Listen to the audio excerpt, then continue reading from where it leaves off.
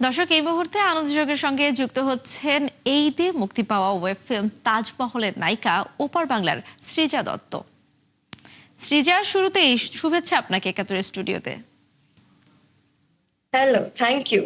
নিশ্চয়ই শুনতে পাচ্ছেন এবং জানতে চাই যে তাজমহলের সঙ্গে যুক্ত হলেন, এই ঈদে মুক্তি পেয়েছে ওয়েব ফিল্ম তাজমহল। তাজমহলের সঙ্গে যুক্ত হবার গল্পটা জানতে চাই আপনার কাছে। তাজমহল বাংলাদেশ থেকে তো এর আগেও কাজের অনেক কথাবার্তা হয়েছিল। হুম হুম। কিন্তু এই গল্পটার জন্য আমাকে আমাদের ডিরেক্টর ওয়াহিদ আনাম কল করেন এবং আমার এই সময় এই মাসে অ্যাকচুয়ালি আমার ফাইনাল এক্সাম চলছিল ইঞ্জিনিয়ারিং।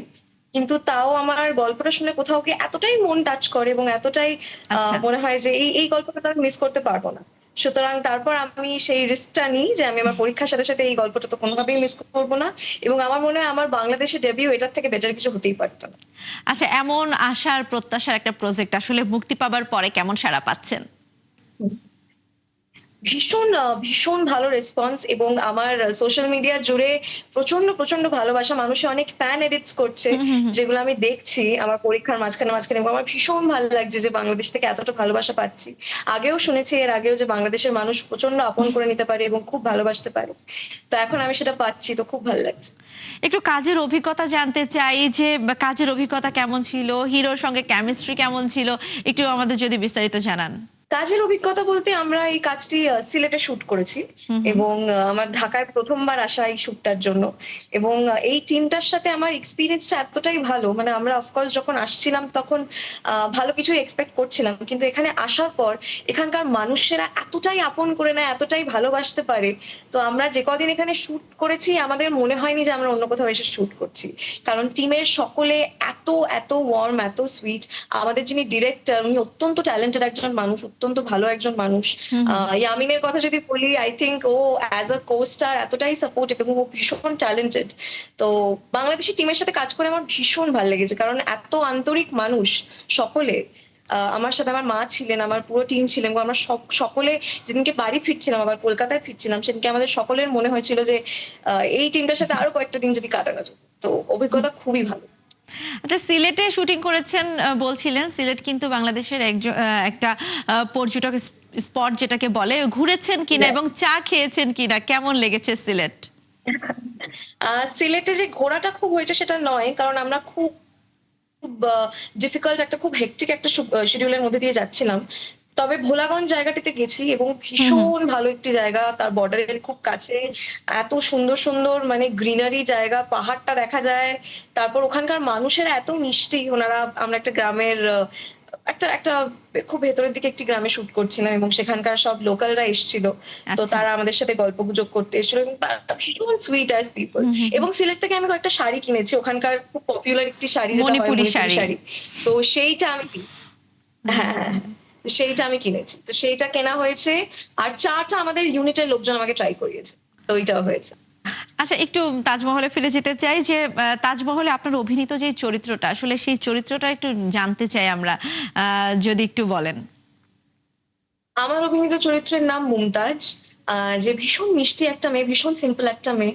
ওর বাবা ট্রান্সফারে, ওর অফিসের কাজের কারণে ওর বাবা এখন বর্ডারের কাছে একটি জায়গায় থাকে, যেখানে ওর বোন এবং ওর দাদা এবং ওর বাবা ওরা ৪ জন থাকে। অনেক ছোটবেলায় ওর মা মরে যায়। অনেক ছোটবেলায় মাকে হারায়। তো সেখান থেকে দাঁড়িয়ে বড় বোনের দায়িত্বটাও ওর থাকে। কারণ ওর একটা ছোট্ট বোন আছে যাকে ও নিজের, মানে যাকে ও পুরো মায়ের মতো ভালোবাসা দেওয়ার চেষ্টা করে।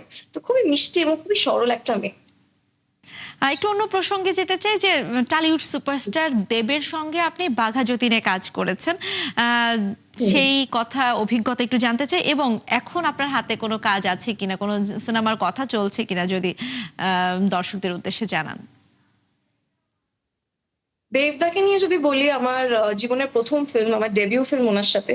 যেখানে আমি খুবই একটা অদ্ভুত, মানে আমি মাস অডিশন দিয়ে আমি নিউজ পেপারে কাট আউট দেখি যে দেবদার অপোজিটে একটি ছবির জন্য নতুন মেয়ে খোঁজা হচ্ছে হুম আমাদের হুম। এখান থেকে এবং সবাই এপ্লাই করতে পারে।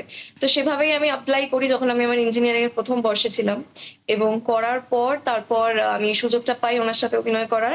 একটাতে নয়, দুটোতে করেছি এবং একটাতে গেস্ট অ্যাপিয়ারেন্স হিসেবে ছিলাম লাস্ট ফিল্মটিতে। তো আর বাকি দুটো আলাদা ছবি করার সুযোগ পেয়েছি। তো কোথাও গিয়ে আমি নিজেও এক্সপেক্ট করিনি হয়তো যে আমার জীবনটা একটা এরকম টার্ন নেবে। কারণ আমি যেটা বললাম, আমি ইঞ্জিনিয়ারিং নিয়ে ভর্তি হয়েছি, তো ইঞ্জিনিয়ারিং নিয়েই পড়াশোনা করছিলাম। হুম, হুম, হুম। তো সেখান থেকে হঠাৎ করে একটা টার্ন নেয় আমার জীবন, এবং তারপর আমি এখানে অনেকগুলো ভালো, ভালো কাজ করার সুযোগ পাই।